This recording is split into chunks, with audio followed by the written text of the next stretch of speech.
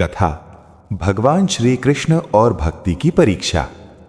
बहुत समय पहले द्वारिका की दिव्य नगरी में भगवान श्री कृष्ण अपने पूर्ण वैभव के साथ विराजमान थे। चारों ओर सुख समृद्धि, शांति और भक्ति की सुगंध फैली हुई थी। लोग उन्हें केवल राजा नहीं बल्कि अपना सबसे प्रिय मित्र, रक्षक और जीवन का मार्गदर्शक मानते थे। द्वारिका के निकट एक छोटा सा गांव था, सुमीरपुर। वहां रहते थे राधा राम नाम के एक साधारण ब्राह्मण और उनकी पत्नी सुमित्रा। उनके पास न धन था न वैभव, पर मन में श्री कृष्ण के प्रति अटूट निश्चल भक्ति थी। राधा राम रोज प्रातःकाल यमुना में स्नान करते, तुलसी दल तोड़ते और प्रेम से जपते, हे कृष्ण, हे गोविंद, हे माधव। उनका घर छोटा था पर उसमें भगवान का नाम गूंजता रहता। सुमित्रा भी उतने ही धैर्यवान और भक्त थीं। वे दोनों कभी भगवान से शिकायत नहीं करते थे, चाहे कितनी भी कठिनाई क्यों ना आए। पहला अध्याय, परीक्षा की शुरुआत। एक दिन भगवान श्री कृष्ण ने अपनी योग माया से पूरे सुमेरपुर में अकाल फैला दिया। खेत सूख गए, नदियां लुप्त सी हो गईं, अनाज खत्म हो गया। गांव वाले व्याकुल हो उठे। कई लोग कहने लगे कि भगवान ने हमें क्यों छोड़ दिया, हमने क्या पाप किया। पर राधा राम मुस्कुराते हुए बोले, भाइयों, भगवान कभी किसी को नहीं छोड़ते, वे तो बस भक्ति की परीक्षा लेते हैं। संकट में जो नहीं डगमगाता वही सच्चा भक्त होता है। उस रात राधा राम के घर में एक दाना अनाज नहीं बचा था। फिर भी दोनों ने तुलसी माला से जप किया, भजन गाया और प्रेम से सो गए। रात के अंधेरे में दरवाजे पर दस्तक हुई। बाहर एक बूढ़ा साधु खड़ा था, थका मांदा, भूखा। हे गृहस्वामी, भिक्षा दो, बहुत भूख लगी है।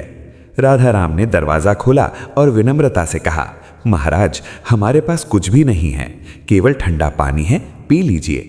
साधु ने पूछा, तुम्हारे घर में अनाज नहीं, फिर भी तुम्हारा चेहरा इतना प्रसन्न क्यों है, दुखी क्यों नहीं हो?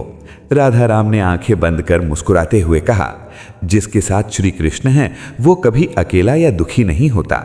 भूख शरीर की है पर मन तो उनके चरणों में लगा है। ये सुन साधु, जो स्वयं भगवान थे, का हृदय प्रसन्न हो उठा। उन्होंने अभी अपनी पहचान नहीं बताई और चले गए। दूसरा अध्याय, भक्ति का चमत्कार।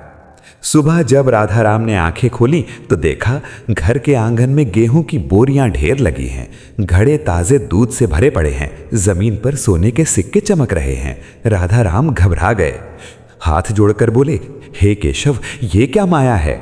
मैं तो केवल आपका नाम लेता हूं, धन दौलत की इच्छा कभी नहीं की। तभी आकाश में दिव्य ज्योति प्रकट हुई। भगवान श्री कृष्ण अपने पीतांबर, मोर पंख और बंसी लिए प्रकट हुए। मंद मुस्कान के साथ बोले, राधा राम, ये तुम्हारी निश्चल भक्ति का फल है।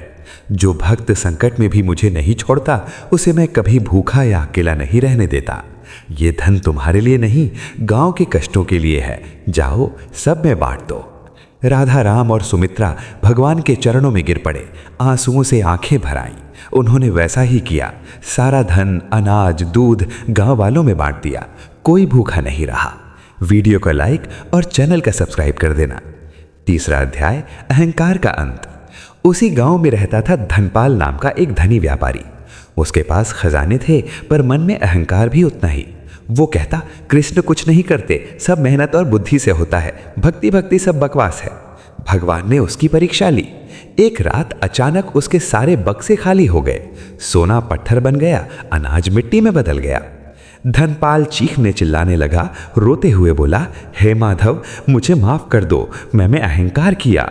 तभी भगवान प्रकट हुए और बोले, धनपाल, धन सेवा के लिए होता है, अहंकार के लिए नहीं। तुमने धन को भगवान से बड़ा माना, इसलिए मैंने छीन लिया। अब पश्चाताप करो, गरीबों की मदद करो। धनपाल ने सिर झुका लिया। उसने अपनी सारी संपत्ति से गांव की भलाई की, कुएं बनवाए, मंदिर बनवाए, गरीबों को अन्न दिया। उसका अहंकार टूट गया और भक्ति जागी। अंत में भगवान श्री कृष्ण ने पूरे गांव को एकत्र किया। मधुर स्वर में कहा, सुनो सब, धन, पद, शक्ति सब क्षण भंगुर हैं, केवल भक्ति, सत्य, करुणा और निस्वार्थ सेवा ही स्थायी हैं। जो संकट में भी मेरा नाम जपता है, उसके लिए मैं स्वयं संकट हर लेता हूँ। भक्ति में कोई जाति पाति, अमीरी गरीबी नहीं, बस प्रेम चाहिए। उसके बाद आकाश में घने बादल छाए, वर्षा हुई, खेत लहलहा उठे, गांव फिर से सुख समृद्धि से भर गया। कथा का सार यानी मॉरल, भगवान अपने सच्चे भक्त को कभी अकेला नहीं छोड़ते। संकट भक्ति की परीक्षा है, त्याग नहीं। अहंकार का फल दुख है, विनम्रता का फल सुख। सच्ची भक्ति हर बाधा पार करा देती है।